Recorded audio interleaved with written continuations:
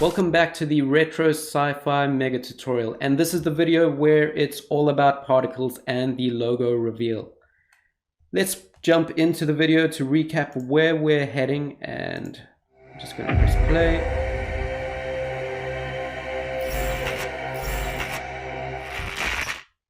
If you're new to the channel, my name is Shul Gonsalves and I create and break down animations and special effects techniques to help you become a better animator.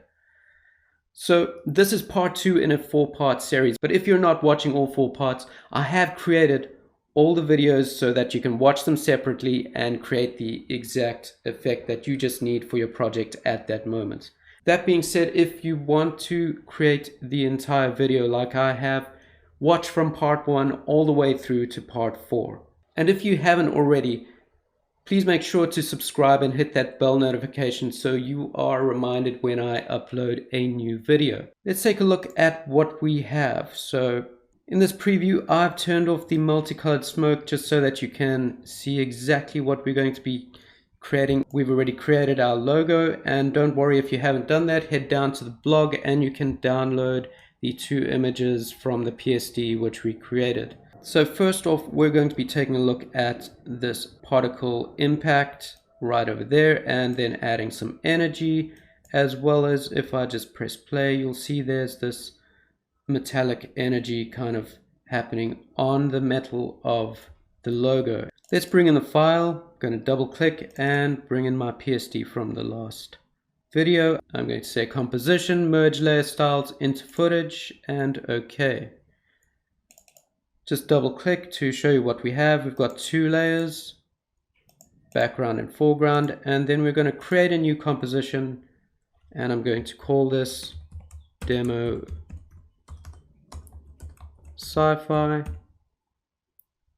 Going to make it 1920 by 1080, 30 frames per second, and let's make this 10 seconds long. Let's quickly set up our scene. So we need to have a blue background with some starfield on it. So I'm going to create a solid and I'm going to say blue BG. Doesn't matter what color it is. We'll add under the effects and presets, just type in gradient, and we're looking for gradient ramp. Double click on that, change linear ramp to radial ramp, and I've chosen 2 colors already. So if you want my exact colors, the first one is going to be 0C0442, and the other one is going to be 020318. Let's just move this all the way to the center. We are going to add a new layer, so new, solid, and let's make this white. Call this starfield. And press OK. And then we're going to add what is known as CC starburst, and we're going to edit this a bit. So let's just change the scatter to, we really want to pump this up, so let's go up to 500 and mine is 533 right now. We're going to change the speed because if I play this, it's really quick. So let's take that down to, I'm going to take it down to about, let's see what this looks like. That's good. Let's change the size. So I want these much smaller. 69 seems to be good. And I'm quite happy with that. The opacity is a bit high for me, so I'm going to take it down just to about 50. Let's see, just a bit high, 55. Okay, something else, my project is set to 16 bits. So if you want to change that, just Alt click that and it will change for your project. So the next thing I want to do is just take a look at our logo. We need to parent these so we can copy them across. So I've just parented the bottom to the top. Copy both layers, move to our new composition and paste it. Then we just need to select the top layer, go to align and align it to the center. Just going to make this fit up to 100% so that you can see it better. Let's also just size this or scale this so that it is a bit better. Let's just scale this so that it looks a bit better in the scene. About 75. 76 is good. So there's a few things I want to do quickly just to add a bit more of a metallic look to this. So we're going to add some adjustment layers. Let's go right click, adjustment layer, and we're going to add this between the two. So I want to affect this pink part. Going to go to effects and presets, just type in glow and double click that. Let's take this up and the radius to 45. Something else I want is just this kind of pink glow around it so it starts sitting in the scene a bit. So select your background and we're going to add a glow to that. Let's just add a glow to the background layer. If I solo this, you'll see that it's actually adding. So I'm going to change the add to the normal. Let's take this up to, let's say, about 60 for now. You can see it starts affecting only this area, so we're going to play with our threshold. Just bring it down to about, let's say, 25, and we seem to be getting everything around here. That's good, and we need just one more adjustment layer, so let's duplicate this, press the reset button, and we can start fresh. Let's take this right up so you can see it starts really crunching down on that logo. So 97 should be good, and just the radius down slightly so it's not affecting it too much. What I want to do is add a wiggle to this so that we get this energetic kind of movement to it. If I look at the demo video that I had, you'll see that there's this kind of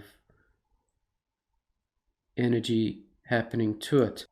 I'm going to add it to the glow radius because this is what will make it go forward and backwards. I'm going to alt click and it'll open it over here, and I'm going to type in wiggle.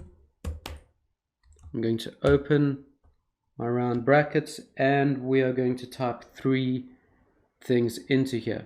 So the first number that we put in there is the frequency that it's going to happen over every second. So I want it to be twice over every second. So I want this kind of pulsing happening twice every second. I'm going to put a comma. I want this amplitude to be 15. So think of a noise effect where you've got the black and white happening. Your amplitude is how messy that gets. So we could leave it at this and we'll get a pretty good effect from this, but if I just press comma once more and I add 3 over here, what this is known is an octave. And I'm going to press enter on my numpad and press the play button, and we'll see that we have this quite random kind of energy movement on the logo. And some things I need to fix here is when I pasted my logos, my layers weren't extending to the end, so I'm just going to do that quickly. Then I'm also going to just change these to a different color so I can see them. So the next thing I want to do is actually add the animation to the logo. So I'm going to select the top layer and I'm going to press S for scale and T for opacity because it's going to fade in and it's going to scale down into place. In the demo, I started at about half a second forward, so I'm going to start my keyframes there, and it came to rest at about 1 second, so I'm going to add a scale over there. That's going to be our last kind of keyframe. There was also a subtle kind of bounce, so somewhere in between here, I'm going to say 22 frames. Let's add another keyframe there, and then let's start from the beginning. I'm going to scale this right up so it's really big, 300 and something. I've got 314 here. Going to move to the next keyframe and we're going to take this down just slightly. Let's say about 74. And then I'm going to add a keyframe for the opacity at that spot. Then I'm going to move to the first keyframe and I'm going to take the opacity right off. I'm also going to, with the opacity, just ease this in from the beginning so it slowly fades in. But with the bounce, I want to just have that fast kind of in and then easy ease on the last two keyframes so that you get that soft bounce at the end.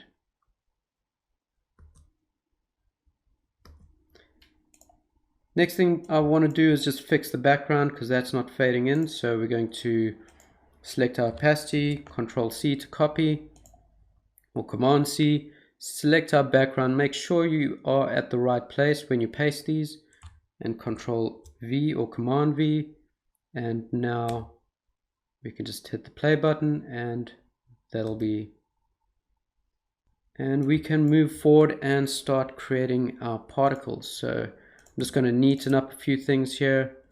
I'm going to change these.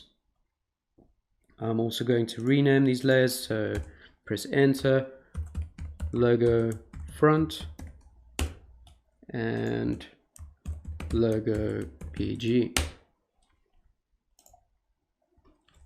Going to hit the U key, and this is the land area, so I'm going to just deselect everything, hit the star key to make sure I add a little marker so I know this, and if you double click you can actually write something here. So if I just call land, this will just help us later when we're creating any other effects. We know this is exactly the point where our keyframes are. I'm going to duplicate this front because I'm going to use it as the emitter for the particles. I'm going to press U and I'm going to take off the keyframes. This way now it will always be in place and our particles can start over there. I'm also going to just turn this to 3D and then turn off the eye to hide it. Just saving my scene, Control S, go to layer, new, and create a solid, and let's call this particles. In this tutorial we're going to be taking a look at using Trapcode Particular. If you don't have it, take a look in the link in the description. There will be a link to download the plugin. You can test it out. All that you'll have is a little red X going through your project, so you can see if you actually want to get the plugin or not. So I'm going to go to Effect, RG Trapcode, and select Particular. We get this little effects over here and you've got the designer there. I want to create this particle system manually, so let's just solo the layer so that we can see it, and solo the actual logo front as well so we can see how many particles we have. Just drop down the emitter and we want to create an explode particle system. We also want to use the actual logo as our emitter, so the particles are going to birth out of this shape. So let's do that straight away. Point, go down to layer, and then this will become available, this little layer emitter drop down. Drop that down and select this logo front too. We should actually rename this, so I'm going to call this emitter particles. The reason I made this a 3D layer is because Particular actually needs something in 3D space to be able to emit out of, and it'll just give you a warning so that you can go back there and change that in order for it to work. I'm going to leave this as RGB color. We can turn this off and we will just bring our particles right up, and you can see it's going to pick up the white and blue from our logo. So holding shift and just dragging, let's actually take this right up to about 130 something, 131,000. Should be perfect. Another thing I want to do is I don't want this to actually have depth, my emitter, so I'm going to take this down to 0 and it'll just be emitting right off the top of the logo. Let's also move this to explode as it lands, so no particles, and then it will explode there. The direction, we want to change that so that it will actually be shooting towards us. So directional, and I'm going to take the velocity up to, let's just say 1,000. And if we move forward, let's change the particle life to 1 second long, and make the life random 50%. So now we've got some particles that'll live for half a second all the way up to 1.5 seconds, and that'll make it a bit more random. Let's also change the size of a life. So I want them big as it lands, so it really lights up that logo, and then just starts getting small and dissipates over time. So we've got a preset for that, and that's the one over there. Let's change our particle type to glow sphere. We'll get this nice little glowing outer edge to our particles. Change our size. For now, I'm going to keep our size at 5 and take up a random to quite high. And let's just take down our size now. So I'm on about 3 for now. Let's just see how this is working. I'm going to press the play button. Need to play with what is known as the spread, because I'm not too happy that it's just a bit too scattered, so I just want it mostly to be coming towards us. And that looks a lot better. Then what I want to do is add some sort of gravity to this, so it shoots out and then drops down, but also I don't want it having the same velocity right throughout its life. I want it to actually feel like it's heavy. So there's two things that we need to look at. Let's go down to physics, and under physics you've got gravity, which is self-explanatory, but then under air you've got something called air resistance. So you don't need a lot of this. You'll get some strange effects if you do take this too high, and so you want to stay sort of below 1 on this. Let's try about 0.6 or 0.7, and you can see straight away our particles kind of change, and we have that impact right at the beginning, but then there's almost like this resistance to the air on the outside, so it doesn't just carry on flying out at that same velocity. Now we can add the gravity to this, and we'll get a bit of a heavy feel to our particles. If we turn on everything, pretty sure I need to change this layer to additive, and we are very close to the effect that I want. Okay, something I want to fix is I just want these particles to explode up a little before they go down. So let's just rotate this on the X, and you can see it just goes up a bit.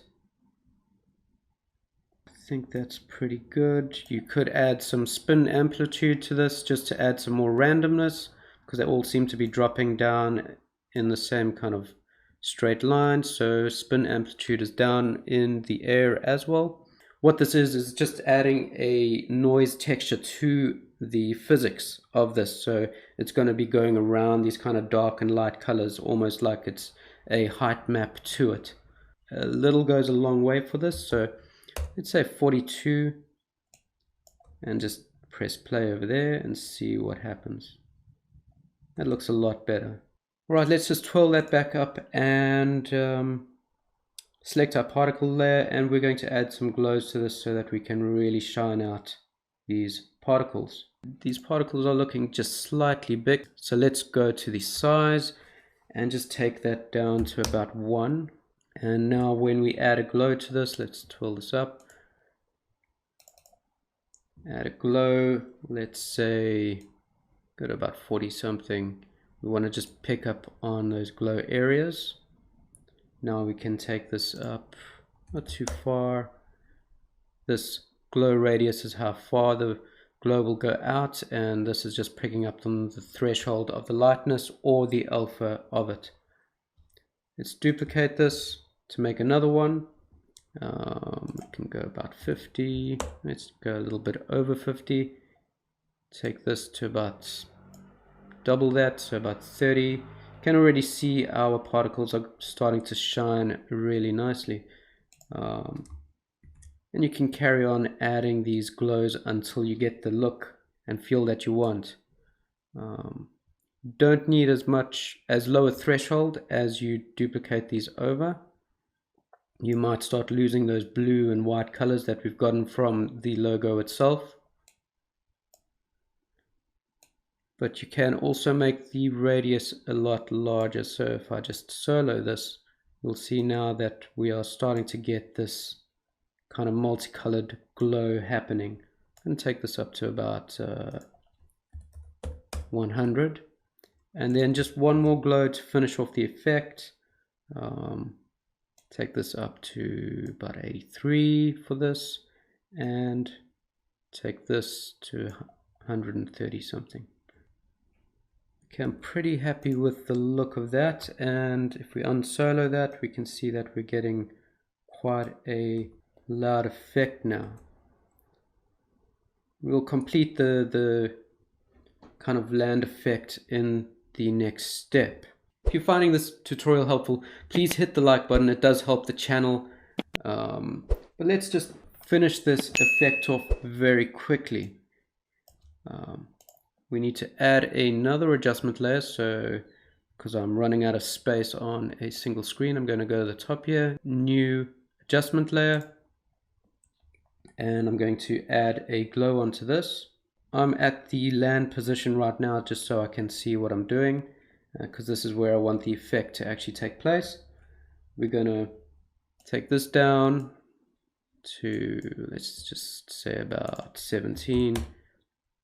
Then we're going to really take the glow radius up to about 325, let's say.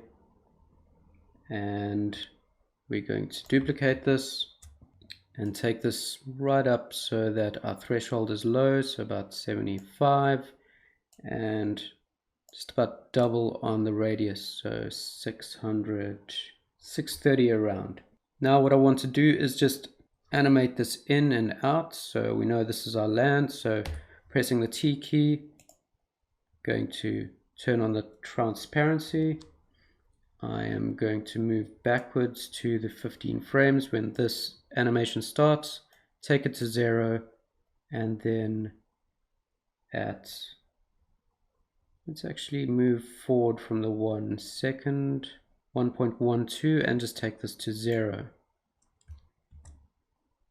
And then I'm going to just easy ease all these layers so that it animates in. Okay, so you just need to do is do a fade in right at the beginning, and if you watch my tutorials you'll have seen that I normally just create another adjustment layer, and I use a tint effect for this. So type in tint, add that, and turn them both to black, and then press the transparency key, keyframe on frame 0, move forward to about half a second, 15 or 16 let's say, and just take the transparency to 0, and then just easy ease these two in.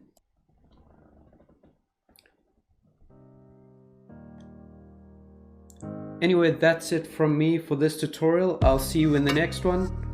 Until next time.